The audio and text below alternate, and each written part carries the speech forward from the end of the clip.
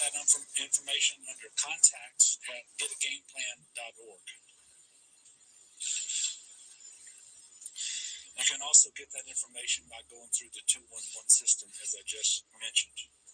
So you can text LA Shelter to 898-211 or call 211. If you can stay with friends or family outside of your area, if you're evacuating, that's wonderful. You need to have conversations about that process and any COVID-related concerns ahead of time.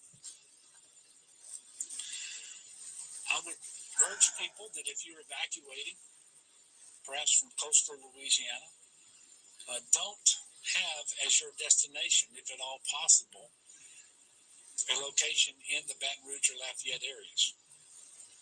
The storm intensity, the amount of rain that we expect to get, the wind, as I mentioned earlier, is just too strong in these areas. So please evacuate further west, further north than the Lafayette, Baton Rouge area, if at all possible.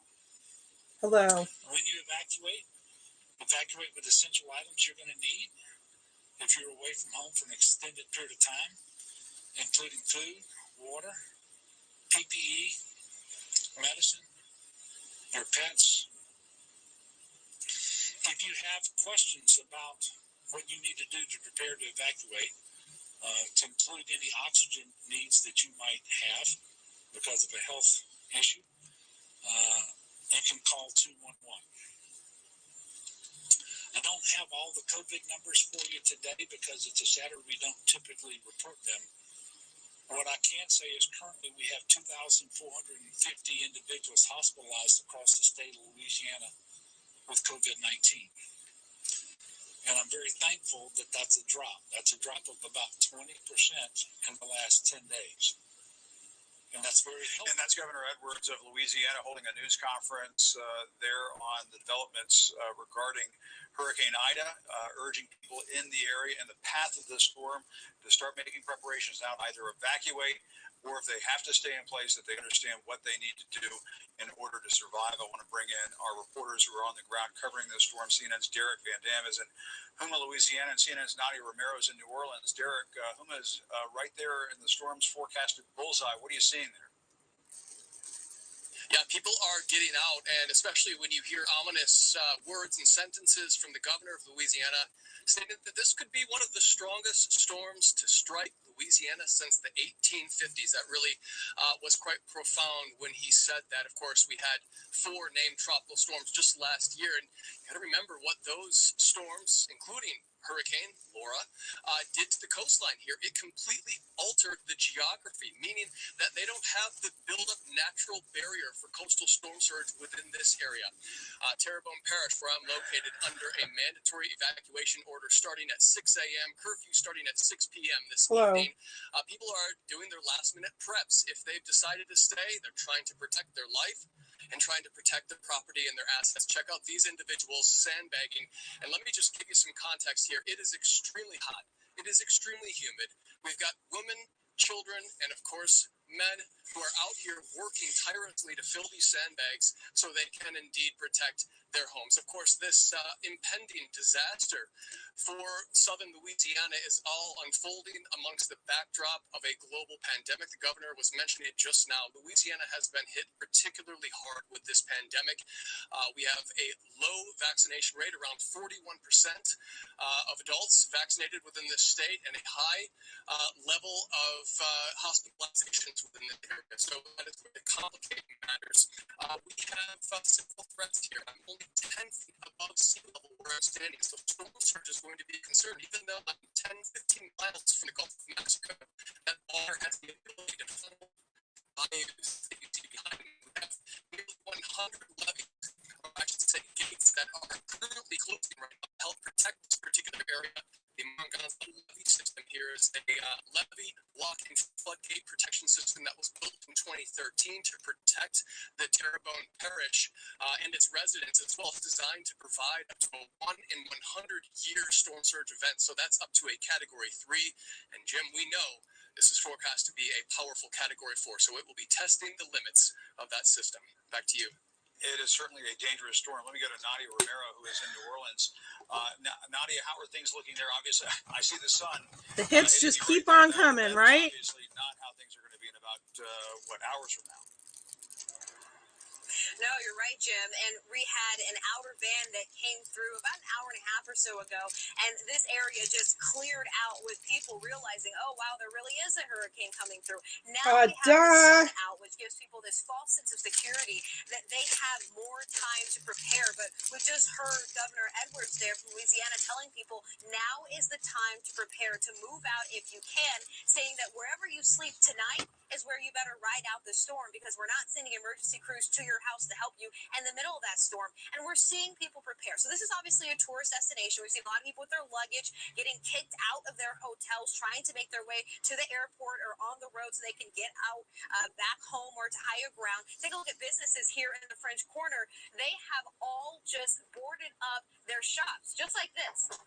They're used to doing this. Every storm that rolls through, from Rita to Katrina to now Ida, boarding up, trying to make sure that debris doesn't break through that glass. But listen to one man I spoke with. His name is Jesse. He's lived in this area for a long time. We saw him out boarding up businesses. He says he has some 20 businesses that have hired him to put up plywood over the windows. And here's why he says this storm has him worried. Katrina obviously was the worst. What does concern me about this one isn't the winds, it's the rain and the storm surge, because our levee system still isn't 100%. I mean, it could topple. That's my biggest concern.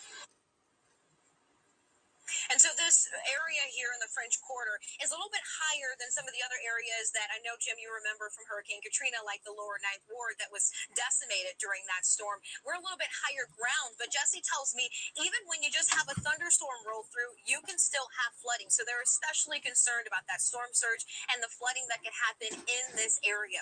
Now, the governor mentioned that they have about 4,000 National Guard troops that are on the ready, but remember, they're coming after the storm. So if you choose to stay in your house, you're doing so on your own. They'll come out, clear the debris, especially those roads around the hospitals. That's going to be their first priority. Jim?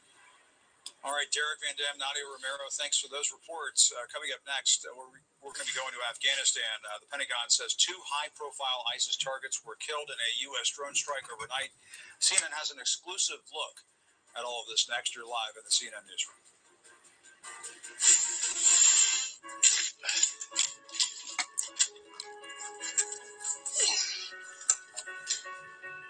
Life is full of surprises when you least expect it. Hello. What happened to all your things? I know you needed a place to study. And other times, it pays off knowing what to expect. At University of Phoenix, you can count on fixed, affordable tuition from the moment you enroll to the day you graduate from your program. Learn more about our tuition guarantee at phoenix.edu. Visible is wireless that doesn't play games. No surprise fees, legit unlimited data for as little as $25 a month. And the best part, it's powered by Verizon. But it gets crazier. Bring a friend every month and get every month for $5. Which is why I brought them. 2 $5 months right here. Plus the players of my squad. Then finally, my whole live stream. Boom. 12 months of $5 wireless. Visible. Unlimited data as low as $25 a month. Or bring a friend and you both get a month for $5. Wireless that gets better with friends. This is the FedEx Cup playoffs. The super season comes down to this. 125 enter, but only one will claim the ultimate prize. This is the chance to make a name and etch it in silver next to the greatest. This will be the hardest test of them all. The race continues at the BMW Championship. Your mission. Stand up to moderate to severe rheumatoid arthritis and take it on with Rinvoq. Rinvoq, a once-daily pill, can dramatically improve symptoms. Rinvoq helps tame pain, stiffness, swelling, and for some, Rinvoq can even significantly reduce RA fatigue. That's Rinvoq relief. With RA, your overactive immune system attacks your joints. Rinvoq regulates it to help stop the attack. Rinvoq can lower your ability to fight infections, including tuberculosis. Serious infections and blood clots, sometimes fatal, have occurred. What if I put As my such, cold brew cancers, coffee in my community ginger beer control, bottle? Then I'll be able to stomach, tell how or many intestines, and ounces. changes It's in lab 6 results. ounces, Your which doctor is should 1.5 monitor your cups of blood work. coffee. Tell your doctor about any infections, and if you are or may become pregnant while taking Rinvoq. Take on RA. Talk to your rheumatologist about Rinvoq Relief. Rinvoq. Make it your mission. That looks more If like you can't afford your 8 medicine, ounces. AbbVie may be able to help. I'm gonna put my I just protein heard drink something in there. amazing. Now, for the first time, one medication Maybe I was should pour approved some to back in treat the bottle. and prevent migraines. Don't take if allergic to Nurtec. The most common side effects were nausea, stomach pain, Alright, and I'm trying to indigestion. see. Is that Ask like your 6 doctor about ounces? Nurtec today. Now Dish has dedicated teams monitoring your signal 24/7. Because we know you need dependable TV. Okay, that's probably more like 6 24/7. ounces. I'm gonna mix it with TV my you can protein count on drink. 24/7. I'm so tired. I only slept like 5 hours last night again. It's 4 hours the night before. I have Orgain organic nutrition, 16 grams of plant protein. What flavor? Smooth chocolate. It was a catastrophe. Just no. When you need control over your home loan, Rocket can. Wolf Wolf says hi. Bear says hi. Bo says hi. Rosie's Bear says hi. This is a sample comment. Hover over it or tap on it to see your options. Try presenting it on screen. Yeah. Okay, I'm going to pour my drink in here. Lost 25 pounds on Noom. Hi, I'm Gary Paul Wright. Gary loved Noom for its psychological approach. It gave me the tools to understand what's on my plate, so I'm I can spilling eat it. what That's I not want good. and keep the weight off. Sign up for Noom and lose the weight for good. Pentagon says 2 high-profile ISIS-K militants were killed in a drone strike Friday in Afghanistan. You're seeing exclusive footage showing the aftermath at the site of that airstrike, which President Biden authorized in response to Thursday's deadly terrorist attack at the Kabul airport. President Biden received a national security briefing a short time ago. Our CNN chief White House correspondent Caitlin Collins is live for us at the White House. Caitlin, I understand there's a brand new statement that just came in from the president. Yeah, Jim, and it's summing up essentially what he heard from that national security team during that briefing in the Situation Room this morning. And talking about there are just 3 days left in this timeline before the president hits his deadline for all U.S. forces to be out of Kabul on Tuesday, the 31st. He says that they have told him that the situation on the ground continues to be extremely dangerous and that his commanders informed him that, quote, an attack is highly likely in the next 24 to 36 hours, meaning some of these last few hours where there are troops on the ground could be some of the most dangerous of this entire evacuation mission, Jim. He goes on to say that he directed them to take every possible measure to prioritize force protection and ensure that they have all the authorities, resources, and plans to protect our men and women on the ground. Of course, Jim, this is a threat that we have been hearing about for weeks from White House officials. For several days before this attack this week, they killed 13 U.S. service members, some of them so incredibly young, just ranging from ages 20 to 31, all of them. And obviously that came to fruition this week with that suicide blast that happened at the gates to the Kabul airport. And the concern inside the White House is that there could be another attack like that, or that they are planning another. And that is in part why you saw that drone strike last night that the Pentagon has confirmed did kill 2 ISIS. Whoops, sorry. Stars on Ice has just moved all their fall shows to the spring. I was trying to retweet that, but I lost the feed. Hold on a second.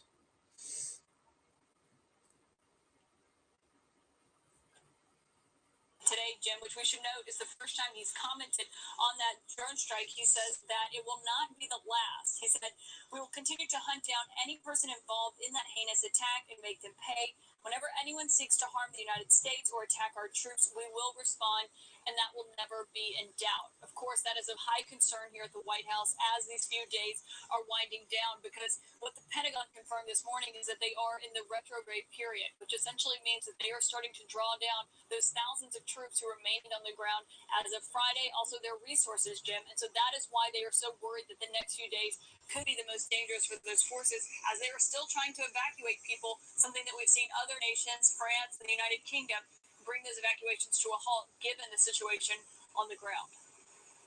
All right, Caitlin Collins at the White House for us. Thanks so much for that update. Democratic Senator Ben Cardin joins me now as a senior member of the Senate Foreign Relations Committee. President Biden says his commanders have informed him that an attack is highly likely, he says, quote, in the next 24 to 36 hours in Kabul. How worried are you that we might see another attack before Tuesday?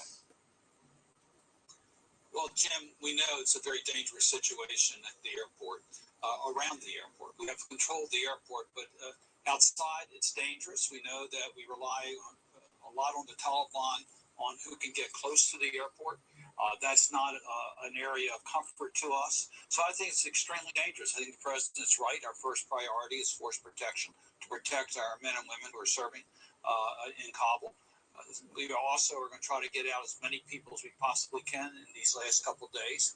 And then the third issue will be to set up a continuing effort to get people out of Kabul that could be in harm's way after August 31st. And I know the president and his administration is working on that as well. And the Taliban, we are understanding in the last several minutes that they've condemned this U.S. retaliatory strike on ISIS-K members. Senator, does the Taliban's opinion matter at this point when it comes to these retaliatory strikes? I don't give a damn. Why should we give a damn what they think about that? Right. Well, you're exactly right, Jim. We really don't concern ourselves about how the Taliban will respond. We do know that we have leverage over the Taliban. We control a lot of the resources of Afghanistan. We know that Taliban's going to try to seek some international legitimacy, and that'll a lot depend upon what the United States recommends to our allies. So I think it's in their interest to cooperate with us, but make no mistake about it, the Taliban's a brutal organization from the point of view of protecting human rights of the citizens of Afghanistan. And we know there's a lot of people in Afghanistan, Afghans, who are at risk if they remain in that country. And do you want to see more strikes like the one that happened overnight? The president is indicating that is coming. Well, ISIS-K is an extremely dangerous terrorist organization. So anytime that we can compromise their effectiveness, we should take advantage of that. So if we have intelligence information that can lead us to minimizing the risk factor of that terrorist group, we should take those actions. And according to local people in the area, and this is just reporting that's coming into us, at least one woman and a child were killed. The Pentagon has said it knows of no civilian casualties.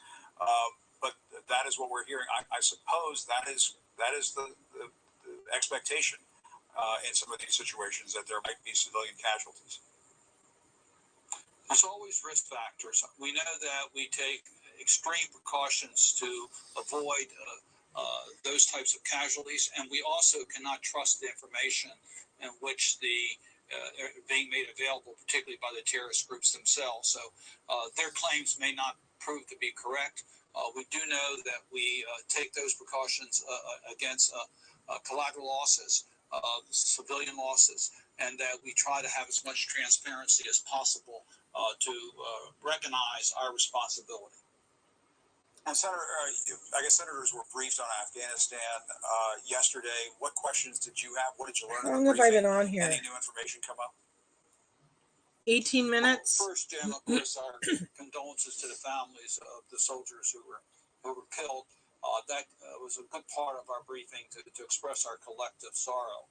Secondly, we want the mission to be as successful as possible. That means protect our troops, but also get out. All right, I'm going to go. Have a good day. Stay safe out there. Have a few hundred American citizens Woof woof that are bear, in Bo, Afghanistan. We think most of them probably and Rosie's bear say bye. But we still want to make efforts to make sure we remove, can get every American evacuated from Afghanistan before the 31st. Secondly, there's a lot of others who